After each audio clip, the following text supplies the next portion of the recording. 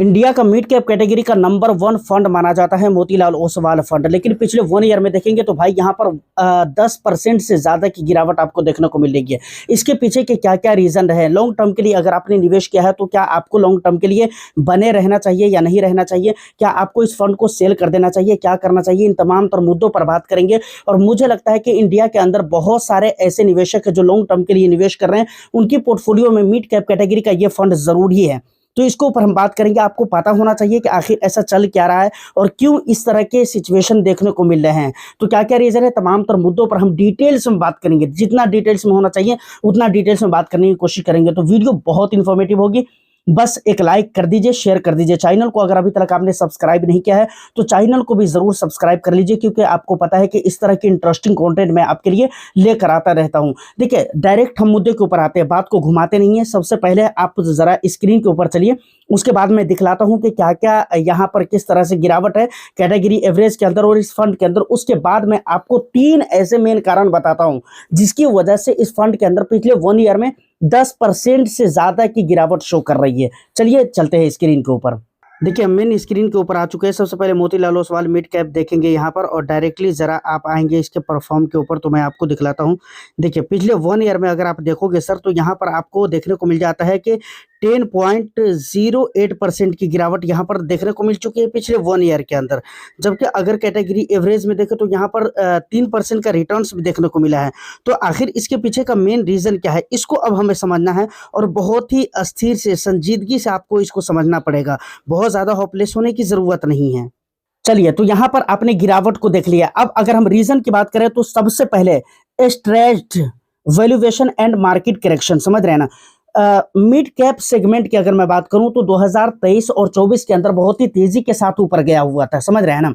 और कई सारे मिड कैप स्टॉक्स ऐसे थे जिनकी जो पीई है, प्राइस टू अर्निंग रेशियो, वो बहुत ज्यादा चली गई थी, समझ रहे हैं ना, बहुत ऊपर चली गई थी, मतलब अपने कमाई से ऊपर जा चुकी थी।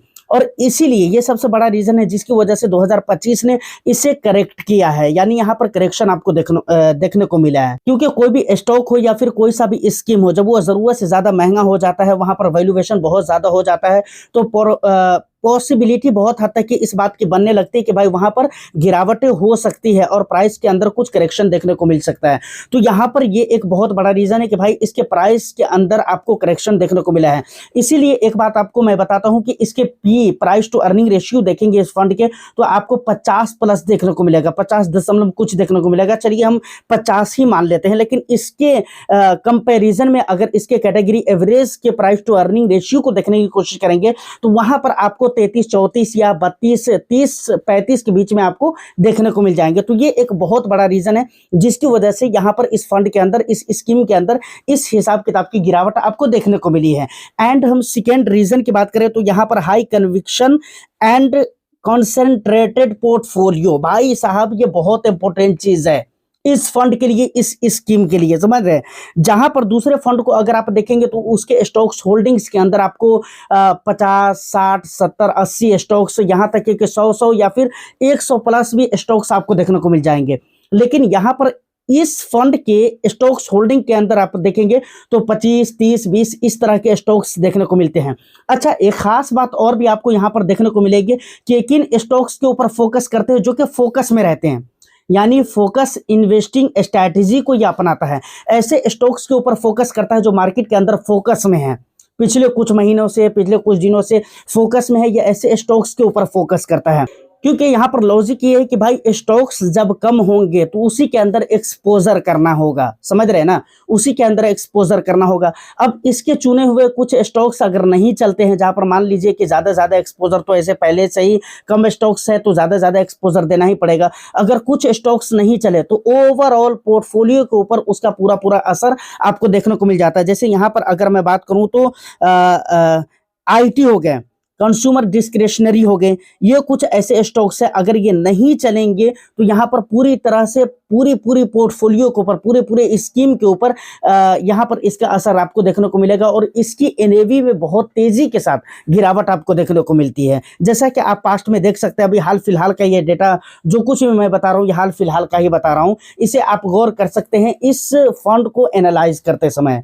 उसके अलावा चौथा जो एक मेन रीजन है वो है सेक्टर एक्सपोजर। समझ रहे हैं ना, अगर आप इस फंड के अंदर गौर करेंगे तो वहां पर आपको पता चलेगा कि इस फंड का जो एयूएम है उसका एक बहुत बड़ा हिस्सा टेक्नोलॉजी और आईटी सेक्टर के अंदर निवेश किया गया है। जैसे हो गया परसिस्टेंट सिस्टम, हो गया कोफोर्ज, हो गया, इस तरह की कंपनीज के अंदर निवेश किए गए हैं जो कि टेक सेक्टर की कंपनीज है या आईटी सेक्टर की कंपनीज है। अब यहाँ पर होता यह है कि भाई अगर ये सेक्टर नहीं चलेंगे किसी रीजन की वजह से, तो आप सोचे कि इसके ओवरऑल पोर्टफोलियो के ऊपर यहाँ पर फर्क देखने को मिलेगा। और यही चीज आपको देखने को मिला है। जैसे कि अगर मैं आपको बताऊं तो 2025 के अंदर ग्लोबल स्पेंडिंग की वजह से और मार्जिन प्रेशर की वजह से यहाँ पर आईटी में बहुत ही ज्यादा नेगेटिव रिटर्न्स देखने को मिला है। और वहां पर जब नेगेटिव रिटर्न्स देखने को मिला है तो इस स्कीम के अंदर भी नेगेटिव रिटर्न्स देखने को मिला है, क्योंकि मैंने आपको कहा ना कि भाई यहाँ पर एक्सपोजर ज्यादा है। अब ये उठेगा तो यकीनन यहाँ पर रिटर्न्स भी अच्छे देखने को मिलेंगे। और अगर यहाँ पर ये सारे सेक्टर्स गिरेंगे ज्यादा तो इस स्कीम के अंदर भी गिरावट ज्यादातर आपको देखने को मिलेगी। तो ये सारे मेन रीजन है जिसकी वजह से यहाँ पर आपको मैक्स टू मैक्स गिरावट देखने को मिली है। देखिए मार्केट के बारे में हमने पहले भी बात किया है, लेकिन एक मरतबा फिर से मैं कहना चाहूंगा कि मार्केट के अंदर जो वैलेटिलिटी है, खासतौर से स्मॉल कैप और मिड कैप सेगमेंट के अंदर आपको वैल्यूएशन जो देखने को मिल रही है, ये एक बहुत बड़ा रीजन हो जाता है कि भाई मार्केट वहां पर गिरेगा। और किसी भी स्टॉक के अंदर वैल्यूएशन हो जाए तो वहां पर पॉसिबिलिटी बनने लगती है। और यही चीज आपको स्मॉल कैप और मिड कैप सेगमेंट में देखने को मिल रही है कि भाई वैल्यूएशन अभी भी बरकरार है। अगर आप इसके हिस्टोरिकल डेटा को देखेंगे, प्राइस टू अर्निंग रेशियो के हिस्टोरिकल डेटा को देखेंगे तो वहां पर आपको ये चीजें पता चल जाएगी कि भाई अभी भी यहां पर वैल्यूएशन है, जिसकी वजह से पॉसिबिलिटी है कि अभी भी गिरावट हो सकती है। लेकिन अब यहाँ पर एक सबसे बड़ा सवाल यह आता है कि अगर हमने लॉन्ग टर्म के लिए इन्वेस्टमेंट करके रखा हुआ है तो क्या इस फंड के साथ बने रहना चाहिए या नहीं रहना चाहिए। तो देखिए अभी मैं वैल्यूएशन की बात कर रहा था, या जो कुछ भी रीजन थे वो सारी चीजें शॉर्ट टर्म में काम करती है। खासतौर से अगर मैं वैल्यूएशन की बात करूं कि जहां पर वैल्यूएशन हो वहां पर गिरावट की पॉसिबिलिटी होती है, वो शॉर्ट टर्म में होती है। ऐसा नहीं कि लॉन्ग टर्म में वो गिरता ही रह जाता है, ऐसा नहीं है। तो लॉन्ग टर्म का अगर आपका विजन है तो बिल्कुल आप इन्वेस्टेड रह सकते हैं। इसके पीछे का सबसे बड़ा रीजन है कि भाई इसी फंड का, किसी और फंड का नहीं, इसी फंड का अगर आप लॉन्ग टर्म का परफॉर्म देखेंगे तो वहां पर आपको अच्छा देखने को मिलेगा। और मेन जो कहानी शुरू होती है वो 3 साल और 3 साल के बाद का जो हिस्टोरिकल डेटा है वहां पर CAGR, वो चीज आप देखेंगे तो आपको क्लियरली ये बात निकलकर सामने आ जाएगी और आपको समझ में आ जाएगी। चलिए उसको भी जरा हम देख लेते हैं। देखिए जैसा कि पहले भी मैं दिखला चुका हूं कि पिछले 1 ईयर में 10.08% की गिरावट यहां पर शो हो रही है, लेकिन कैटेगरी एवरेज के जो फंड्स हैं उनको अगर आप देखेंगे तो 3.12% का पॉजिटिव रिटर्न्स दे रहा है। लेकिन उसके बाद 2 ईयर से यहाँ पर कहानी शुरू हो जाती है। 2 ईयर्स यहाँ पर देखें तो 18.89%, 18.89% का रिटर्न है।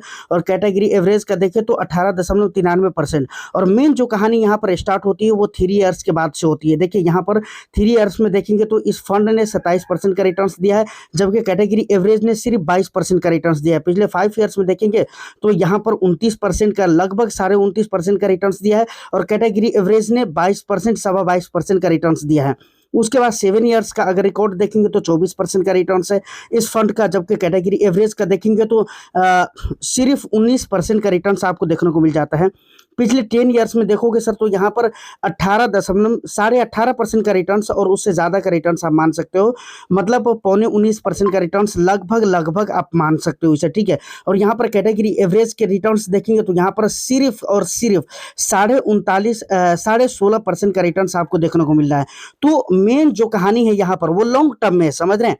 और ये मिड कैप कैटेगरी का फंड है, तो ऑफ कोर्स यहाँ पर जो आने वाले लोग आते हैं वो मुझे नहीं लगता है कि 1 साल 2 साल के लिए आते होंगे, या 6 महीने 8 महीने 10 महीने के लिए आते होंगे। वो लॉन्ग ड्यूरेशन के लिए ही आते होंगे। एटलीस्ट उनको 5 ईयर्स के लिए ही वो आते होंगे, और उनको आना भी चाहिए एटलीस्ट 5 to 7 ईयर्स के लिए। और 5 to 7 ईयर्स का अगर रिटर्न्स देखेंगे तो यहाँ पर एक बेटर रिटर्न्स आपको देखने को मिल जाता है। तो फाइनली आपने लॉन्ग टर्म का जो डेटा देखा है वहां पर आपको पता चल चुका होगा कि भाई लॉन्ग टर्म का जो परफॉर्म है वो अभी भी बहुत ज़्यादा नहीं बिगड़ा है। पिछले 1 ईयर में 10% का नेगेटिव रिटर्न्स दिया, उसके बावजूद भी इतना अच्छा खासा रिटर्न्स आपको लॉन्ग ड्यूरेशन में देखने को मिल रहा है। तो लॉन्ग ड्यूरेशन का अगर विजन है तो मैं यही कहना चाह रहा हूँ कि आपको बने रहना चाहिए। ये सारी चीज़ें शॉर्ट टर्म में चल रही है और इसको लेकर बहुत ही ज़्यादा घबराने की ज़रूरत नहीं है, चिंता करने की ज़रूरत नहीं है। लॉन्ग टर्म में ये सारी चीज़ें रिकवर हो जाएंगी। और दूसरी जो चीज़ें हैं वो ठीक-ठाक है, जो चीज़ें थी वो मैंने आपको बता दी है। उम्मीद करता हूँ कि यहाँ तक अगर वीडियो में आप पहुँच चुके हैं तो वीडियो और इन्फॉर्मेशन आपको अच्छा लगा होगा, तो बस एक लाइक कर दीजिए, शेयर कर दीजिए। चैनल को अगर अभी तक आपने सब्सक्राइब नहीं किया है तो ज़रूर कर लीजिए, क्योंकि आपको पता है कि भाई इस तरह के इंटरेस्टिंग कंटेंट मैं आपके लिए लेकर आता रहता हूँ। प्लस कुछ भी आपको ऐसा लगता है कि कुछ और भी रीज़न है तो आप मुझे कमेंट सेक्शन में ज़रूर ही बताइएगा, कुछ और भी रीज़न आपकी नज़र में हो सकते हैं जिसे मैं बिल्कुल एक्सेप्ट करूँगा, नो डाउट। फिर मैं मिलता हूँ किसी नेक्स्ट एंड इंटरेस्टिंग वीडियो में, जब तक के लिए all the best. Thank you for watching.